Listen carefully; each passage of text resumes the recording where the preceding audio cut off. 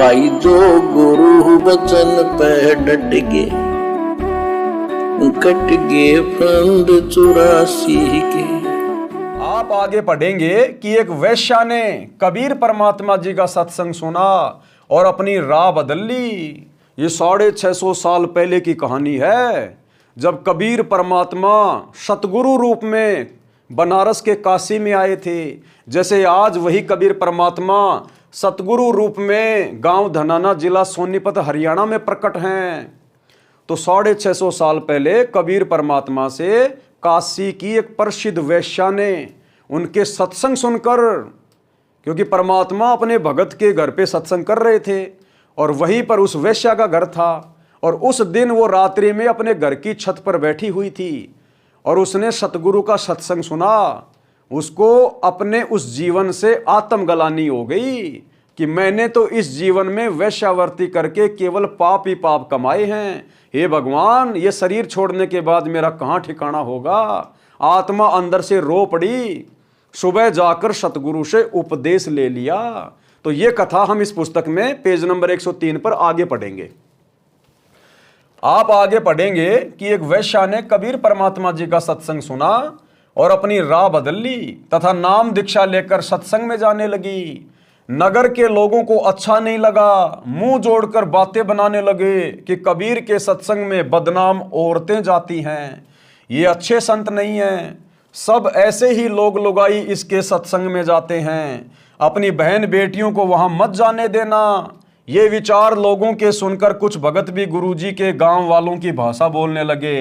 तब परमेश्वर कबीर जी ने बताया कि भाई कुष्टी हो वह संत बंदगी कीजिए, जय हो वैश्या को प्रभु विश्वास चरण चित दीजिए।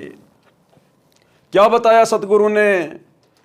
अगर कोई भयंकर रोगी, कुष्ठ रोगी भी यदि ज्ञान सुनकर भक्ति करना चाहता है, सत्संग में आना चाहता है, तो उस रोगी से भी नफरत नहीं करनी चाहिए, क्योंकि उसने भक्ति शुरू कर दी और धीरे धीरे परमात्मा फिर उसका रोग भी ठीक करेगा।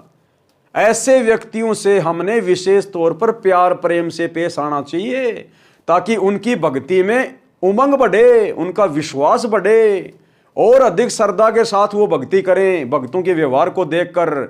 और जितनी श्रद्धा से भक्ति करेंगे परमात्मा उतना ही शीघ्र उनको लाभ देगा। तो परमात्मा कहते थे, भाई कुष्टी होवे संत बंदगी कीजिए और जय हो वैश्या के विश्वास तो चरण चित दीजिए।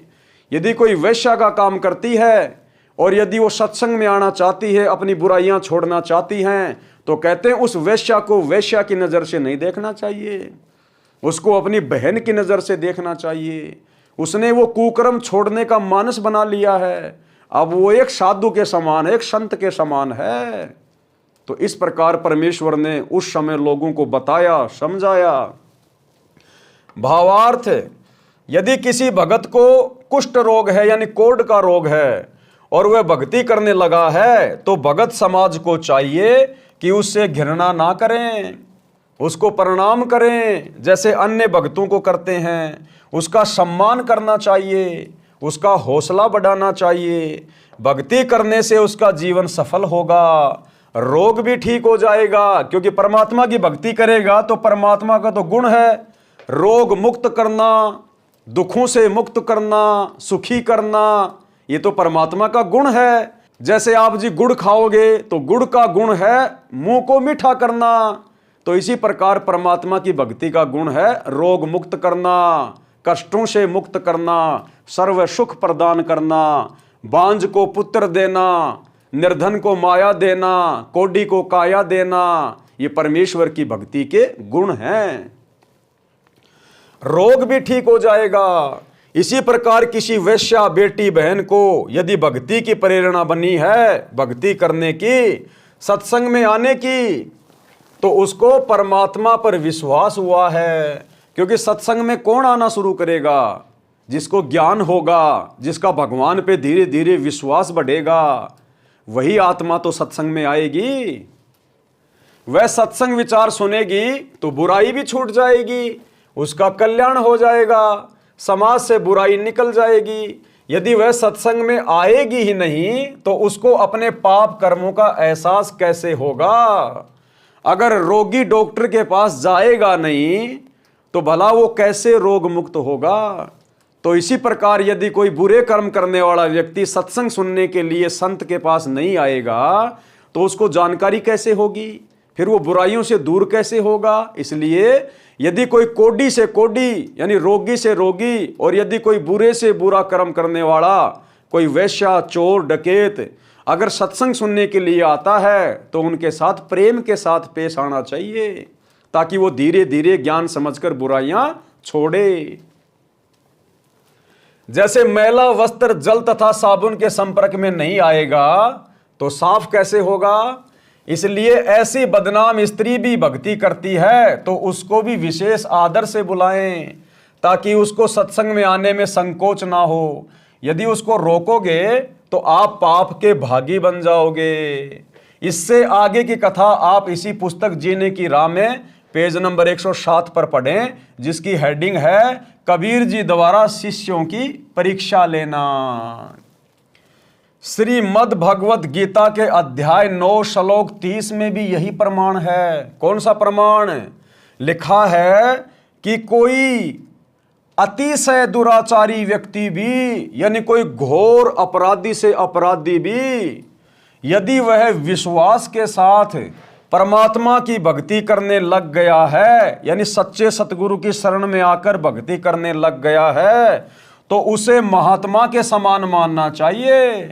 क्योंकि सत्संग की तरफ कोई ऐरा गहरा व्यक्ति नहीं आ सकता। संतों के प्रवचन सुनने के लिए कोई ऐरा गहरा व्यक्ति नहीं आ सकता। वो किस्मत का बहुत बड़ा धनी होता है। अन्यथा ये सारी दुनिया देखो, दिन रात दारू के ठेकों पर, मांस की दुकानों पर, 2 के 4 बनाने में, भ्रष्टाचार में, चोरी करने में, उल्टे काम करने में लगी रहती है। संत इनको शौपन में भी ध्यान नहीं आते और अंत में फिर दुर्गति से मरते हैं और नरक में ठोका जाता है। तो सच्चे संत के सत्संग की तरफ यदि कोई आ रहा है तो वो विशेष आत्मा होती है, उसके साथ बहुत प्यार प्रेम से पेश आना चाहिए। यदि वह विश्वास के साथ परमात्मा की भक्ति करने लग गया है तो उसे महात्मा के समान मानना चाहिए। वह संतों के विचार सुनकर सुधर जाएगा और अपना कल्याण करवा लेगा। जैसे रामायण लिखने वाला रत्नाकर, सतयुग की बात है, डाकू रत्नाकर बहुत खूंखार था, लोग डरा करते थे। उस जंगल से लोग गुजरा नहीं करते थे। वो लोगों को लूटता बाद में था, पहले मारता था। लेकिन जब वो रत्नाकर डाकू संतों के संपर्क में आया, जब उसको ज्ञान हुआ, उसको कर्म धर्म का पता चला कि जो तू कर रहा है तुझे स्वयं भोगना पड़ेगा, तो उसको विश्वास नहीं हुआ। उसने कहा कि नहीं नहीं, ऐसा नहीं हो सकता, तू अपनी जान बचाने के लिए मुझे झूठा उपदेश दे रहा है।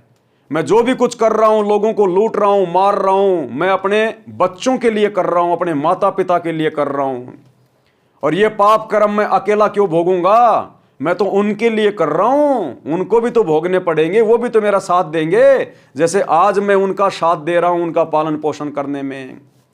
तो संत ने कहा, संत रूप में वो परमात्मा ही थे, क्योंकि परमात्मा के सत्य वचनों से ही आत्मा जागृत होती है।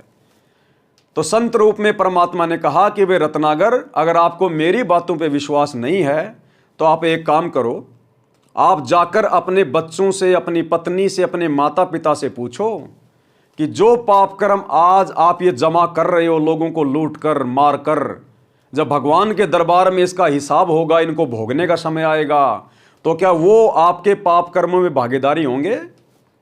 तो उसने कहा कि क्यों नहीं होंगे, तू तो भाग जाएगा अगर मैं घर जाऊंगा तो।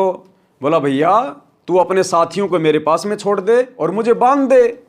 तो रत्नाकर ने ऐसा ही किया, संत जी को बांध दिया और अपने साथी छोड़ दिए और लेके अपनी वो कुल्हाड़ी हथियार और चला अपने घर पे। सबसे पहले अपनी पत्नी के पास गया। पत्नी ने कहा जी आज बहुत जल्दी आ गए, कोई मोटी मुर्गी हाथ लग गई क्या? उसने कहा कि मैं तुमसे एक सवाल करता हूं। बोला बोलिए।